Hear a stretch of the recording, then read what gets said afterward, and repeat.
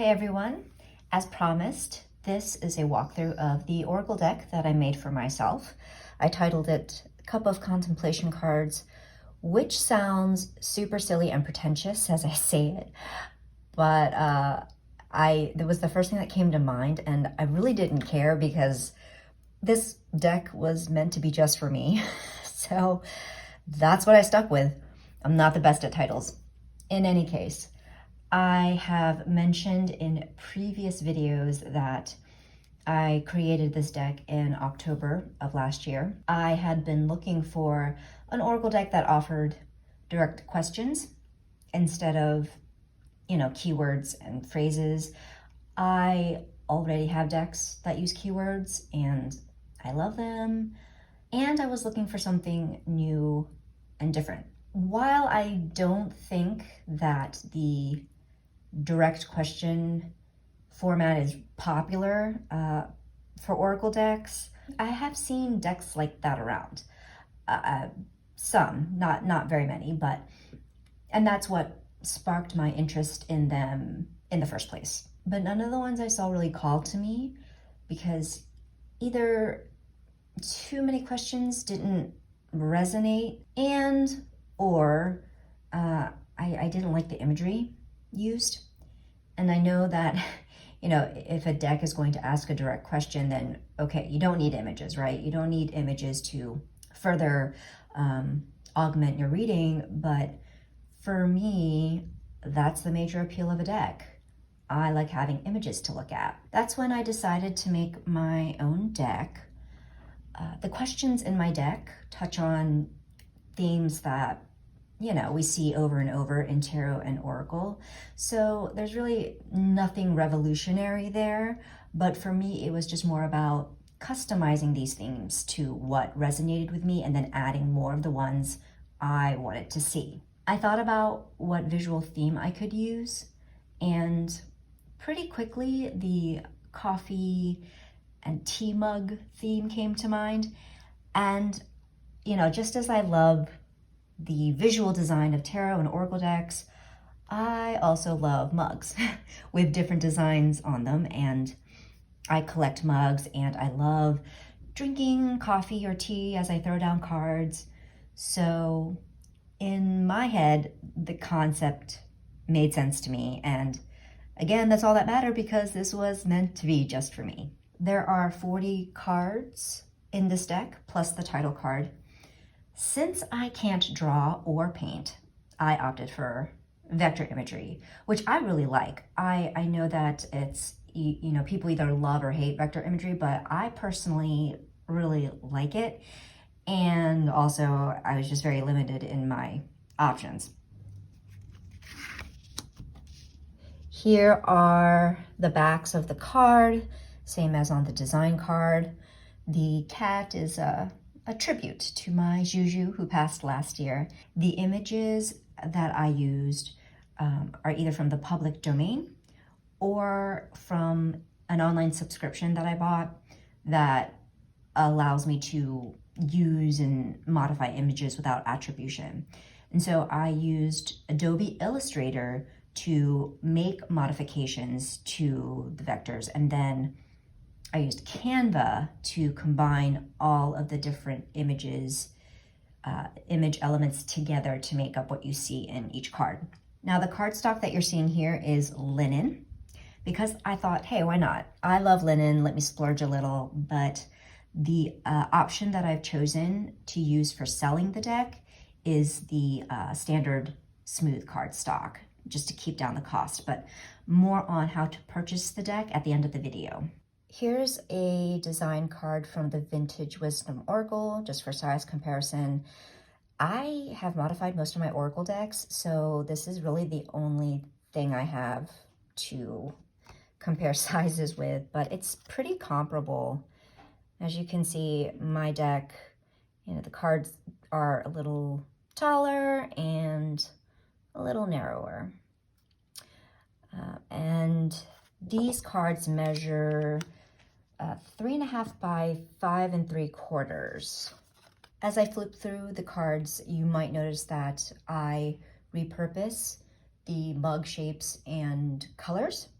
and other elements of the images, because like I said before, this was just for me. I wasn't going to take the time to search for and modify like 40 unique mugs. That's just, there's only so many mug shapes and colors, out there. So how can I be more loving?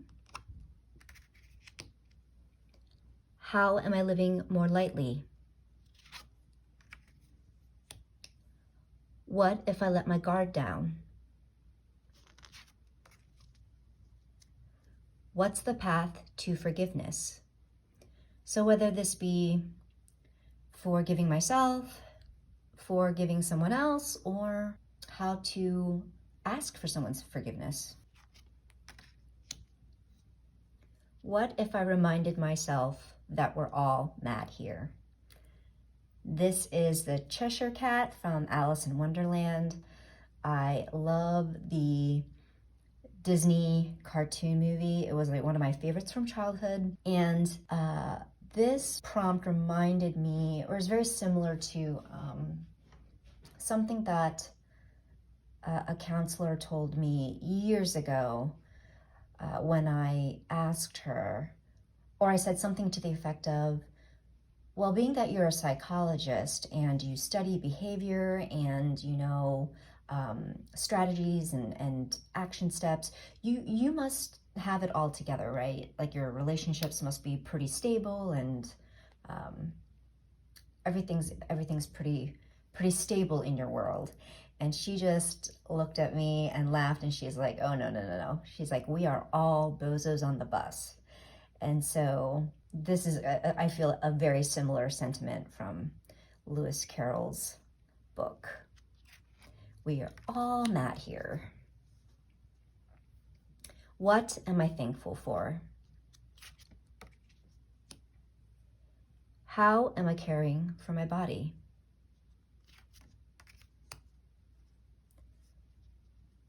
What brings me joy?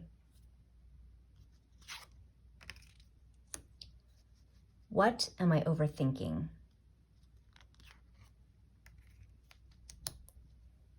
Where can I exercise more patience? Where can I release the all or nothing mentality? I kind of feel like I'm divulging my baggage as I'm like flipping through this deck and showing it to you guys. What if I didn't self-sabotage? Another big one for me. What's one step I can take right now? What's an alternative? How can I engage more with nature? Who or what is challenging my values? Who can I reconnect with? What if I realized it wasn't my problem?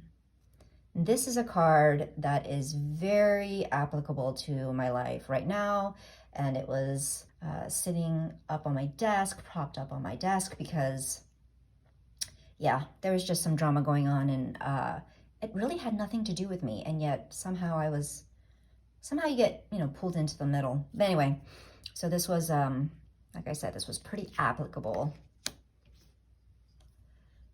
Is my current coping mechanism an act of self-care or a crutch? So of my several coping mechanisms, there's only so much space on this mug that I had, so I went with a common coping mechanism of mine, and that's retail therapy, and I'm sure many of you can relate. How can I de-escalate? Who or what is holding me back? Why do I think I can't or shouldn't? What's my dream trying to tell me? What gives me pride? Who can I rely on? Am I compromising or am I settling? How can I prevent burnout? What have I learned? What do I want to manifest? Why am I procrastinating? And how can I gain or regain momentum? Who needs my empathy and support? What if I didn't compare myself to others? What am I neglecting? How can I have some fun? You can kind of see the influence of my having created this deck in October around Halloween time, but I think she's really cute. And she looks like she's having fun. What's the source of my anxiety or depression? How do I let go?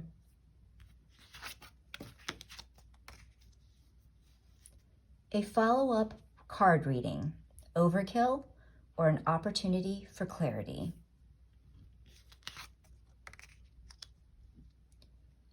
What situation needs my courage or perseverance?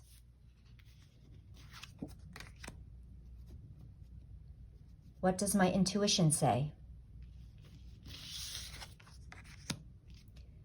And finally, how can I be more open to receive inspiration?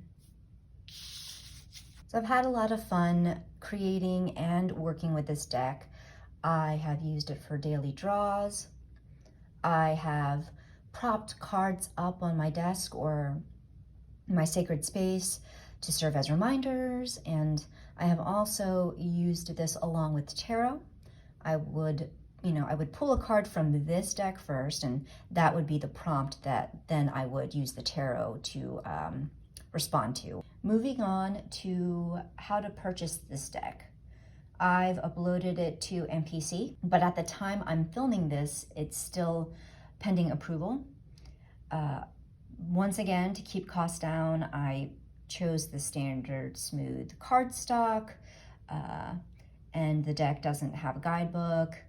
It doesn't have a tuck box. I feel like most people throw away the tuck box, and I didn't purchase one for my own deck. It just came shrink wrapped, and it was just fine. Once the deck is approved for sale, I'll post an announcement to my Instagram.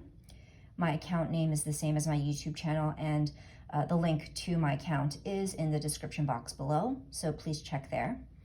I will also update the description box to this video, so you can return here as well to get the link. I hope you enjoyed this walkthrough. For those of you who have expressed an interest in buying this deck, you have totally made my month. I am so flattered, so grateful to you. I just, there are no words. There are no words to express how much I appreciate your support. Thanks for spending time with me, and I will see you in the next video. Take care.